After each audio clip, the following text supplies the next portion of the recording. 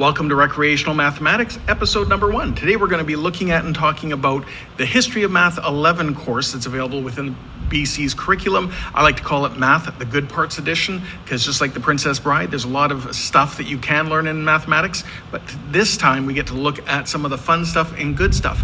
And today's video and slideshow will have some activities having you do exactly that. But as we launch into talking about History of Math 11, we're going to figure out the why we will want to be exploring this way as well. The BC Math curriculum is founded on some big ideas. These are the broader things that we want you to learn about as far as topics and why we can explore a lot of these as projects, not just as worksheets. For example, the first one is that mathematics has developed over many centuries and continues to evolve. We still find new subjects and areas within mathematics that sometimes disprove some old thoughts and sometimes confirm some of them as we look to see what the next math invention might be all about. We also explore that mathematics is a global language used to understand the world, and sometimes people wonder if mathematics might be a universal language that would allow us to communicate with other forms of intelligent life. We also look at how societal needs across the curriculum have influenced the development of mathematics.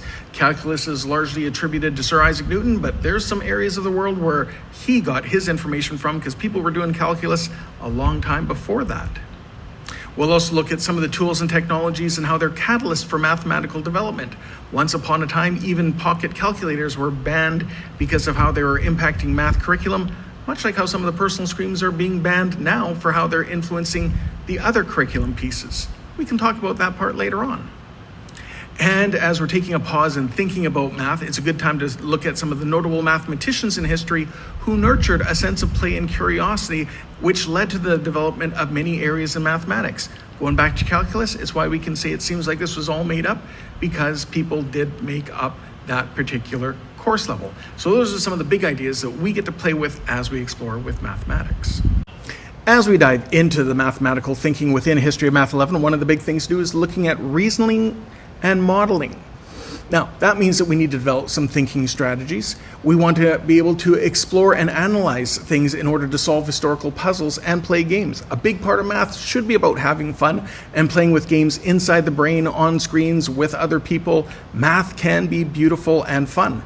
We also want to apply historical mathematical ideas using some reason. That's how we get to inductive and deductive reasoning. It's a big part of logic. It's a big part about predictions and generalizations.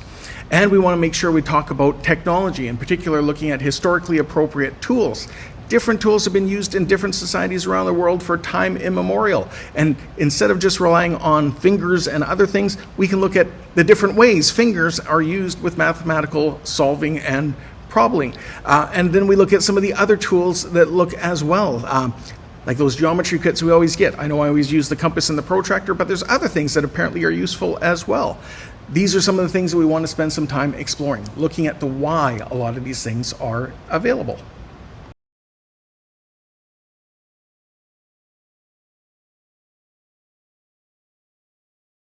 First activity, so you can pause it after this video, is once upon a time, some computers and mathematical reasoning at the end of the last millennium were putting together things of art. I know we have some good questions about the efficacy and appropriateness of technology doing art, but there were these things called magic eyes. This gives a computer-generated image that if you kind of can look through the image, you can see a 3D image pop up in front of your eyes. Not always easy to do. Takes a bit of practice, takes a bit of rigor, and takes different strategies. Look them up and see if the different strategy works for you. I tend to try to get unfocused as I stare forward. So try to see if you can see the 3D image on a 2D surface with a magic eye.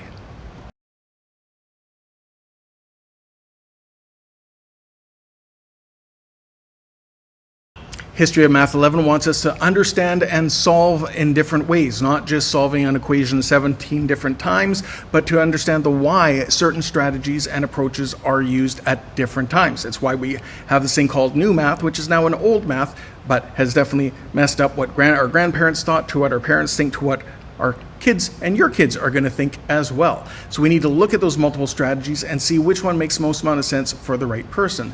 And that means that we need to develop and demonstrate and apply a conceptual understanding about how we'd want to inquire into how to solve questions, how we want to wonder about things and make sure like our estimations are correct. Pick a number between 1 and 50. If you say 700, you don't quite have an understanding of what those digits actually mean. So one of the questions, can you visualize and create a mental image to a mathematical formula or a mathematical question? Or do you have dysmathia or other dyslexias that mean that you cannot picture an image in your brain, so we need to figure out a different way to explore and illustrate what the mathematical concepts are like. Visualization is a fun thing to do, but it can be a frustrating thing to do, which is why sometimes drawings and 3D handheld objects can be helpful. We also want to understand that we can apply flexible and strategic approaches to solving math questions, because there's many ways to get to the right answer and there's many ways to prove that a wrong answer is actually correct. So solving problems means doing some interpretation, some applying, and checking in to make sure it makes sense. It also takes persistence and a positive disposition. There are questions that have been asked and wondered about for hundreds of years without a solution yet.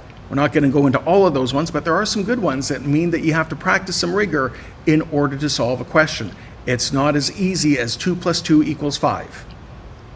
It's right, I read it in a book once. And we want to engage in that problem solving with connections through daily activities and through discussions, so that you might argue that 2 + 2 doesn't equal 5, but that'll be a fun debate. That is part of the history of Math 11.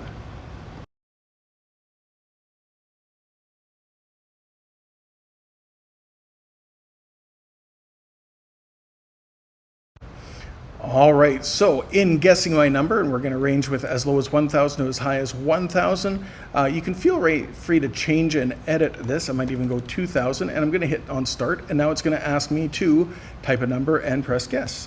The first number I like starting off with is 42. Some people can figure it out. So the number is greater than 42. So I'm going to go to 500 because I know it's got to be bigger than 0 and 2,000, greater than 1,000. I'm going to add 1,500 now for the next guess. Greater than 1,500. Okay, so I'm gonna do it kind of like the Price is Right machine, less than 1,900. Let's go to 1,800. Greater than 1,800. Gonna go 1,850 because I know it's between 1,800 and 1,900. Less than 1,850. Let's go with 1,825. Less than, so let's go 20.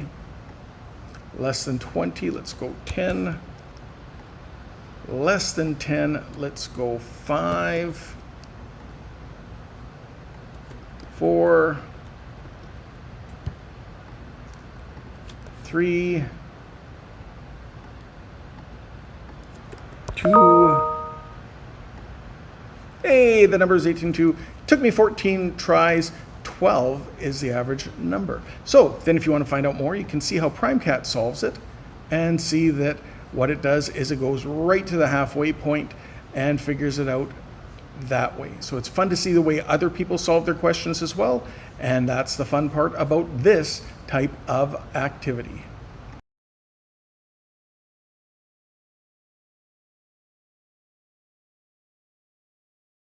I know historically we like to say in math, work on your own and don't talk to each other, but really communicating and representing in mathematics is amazing and a lot of fun. Talk matters. It's why we talk about the books we read. We should talk more about the math that we do as well. It helps you to explain and justify, to argue and convince others that your way of doing things is right and that your solution is accurate. It allows those decisions to be analyzed and looked at because there's more than one way to do it. You can do it through talking and through your brain. Some people will just see an answer. Some people need to use a calculator or other personal screens in order to get to a correct solution. Those are all great. Doesn't really matter how you get to an answer. To me, what's more important is can you explain how and why you received an answer and be able to justify it as well. Not just because the machine or the book told me that was right, but to understand how that was done. It also allows us a time to explore historic symbolic representations. Like I say, different cultures use counting fingers in different ways. There's 1, 2, 3, 4, 5, but there's also 1, 2, 3, 4, and all sorts of different ways that are fun to go into. And if you're in the classroom or through our online programs, having some discourse and taking risks and sharing ideas so that we can look at misconceptions and figure out the best ways of doing it, and acknowledging that the best way of solving math is not even questions today and the odd questions tomorrow. Or for homework, that's even worse.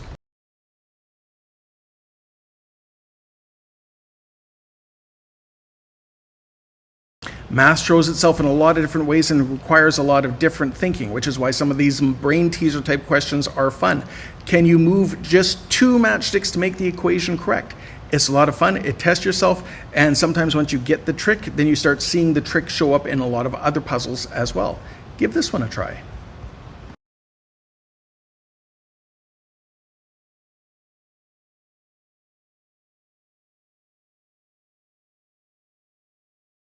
And another thing we need to spend more time doing in mathematics, and we have to in History of Math 11, is connecting and reflecting. Reflecting on what we did, not just getting to the end of a unit, doing a quiz or a test and moving on, but connecting and reflecting on what we've learned and how that might influence some more of our learning going on. How can we connect some of the concepts we've done with each other, with other subjects? How can we use our mistakes that we've made not to get lower marks, but to show our learning in different ways and enhance, since we're in a grade 11 course, our final percentage.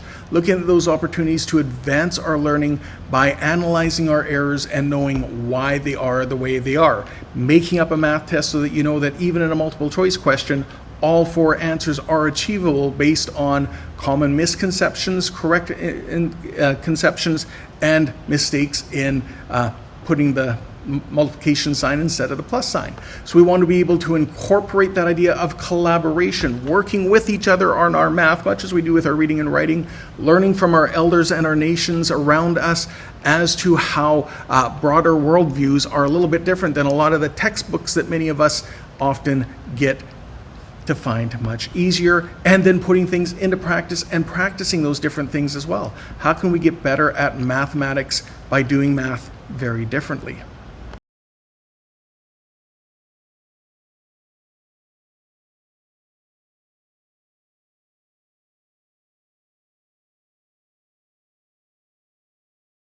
And then there's other things that we can explore along the ways. This is the content of the Math 11 course. This is looking at number and number systems. There is not just the one system. We are made up of a whole bunch of different concepts and areas, including the concept of zero. Is zero a number? That's a fun discussion.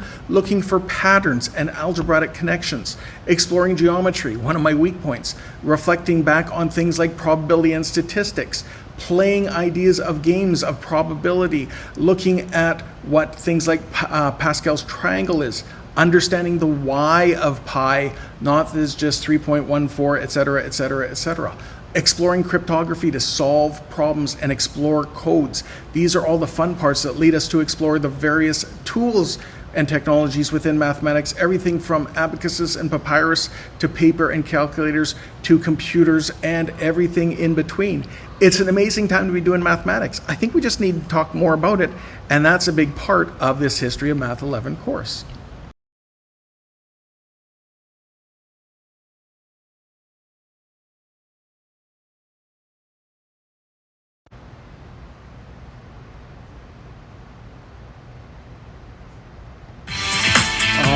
So one of my favorite little games is Deal or No Deal, because it's a great one for probability and statistics. My lucky number is 8, so I'm going with that one. Excellent. Hey. Nice one. Good. I want to get rid of the low numbers. Excellent. So I tend to like the corners to get rid of those ones. Nice one. Again, this is based on luck, like the lottery, not really on skill. The skillful part is knowing when to accept the offer and end the game. I'm going to say that based on how many big ones I've got, I'm going to say no deal and keep on going. I'm going to get rid of those big numbers and low numbers. Hopefully that those keep with a small dollar sign. Nice one. Not bad so far. Trying to make sure. Oh, that one did not help my offer. And what I also like doing is guessing what my offer is going to be. So the last one was a $37,000 offer. I'm going to guess this one's going to be higher, $70,000. Not bad, but I am going to my brain is saying no Very deal. I brave. would like to Time get for the next something round. over Excellent. $100,000 in terms of an offer. And then there's certain, that one doesn't help. Certain numbers I'm going to avoid because Nice of one. superstitions.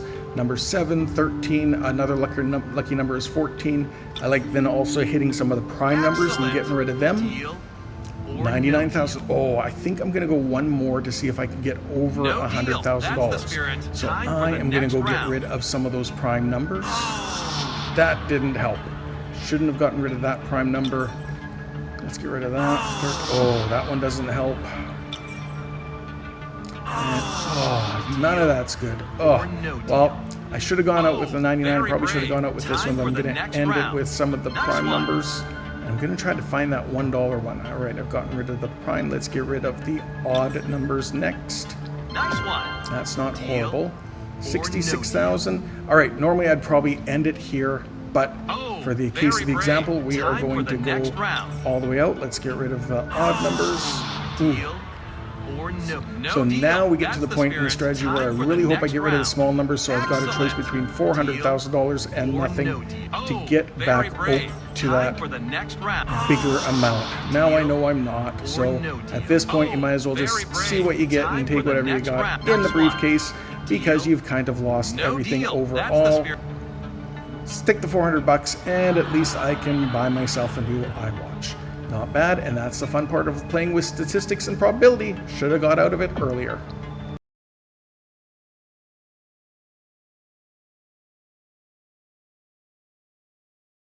Going with the X-ray filter because sometimes we need to take some time and dive in a little deeper and do some reflecting and some thinking. Sometimes it's simple, sometimes it's more complex. So a reflection page on an activity like today's recreational math part is looking at, like, did you see the image? That's a yes, no, but you can sometimes dive a little deeper to figure out why you did, why you didn't, what strategies you did, or what you might do later on. Likewise, how many guesses did it take you to guess the number? There's many different strategies people use. Were you able to figure out the math trick, or did you need to Google it to figure it out? And likewise with the big 7 and the out of 24 questions, some of them are pretty easy. There's that one though that's really tough. And then thinking about probability and statistics. How much did you escape with? Do you think you could do better? And again, it changes every time. It's a wonderful thing about probability and why the house always wins in gambling. And we will always end a recreational math part. Is there something else you thought of and would like to share? Because math is beautiful, math is wonderful, and math is fun. Just not when it's, again, page after page of repeated work. Let's do more thinking, let's do more talking, let's do more sharing based on the history and future of mathematics. That's the end of episode 1.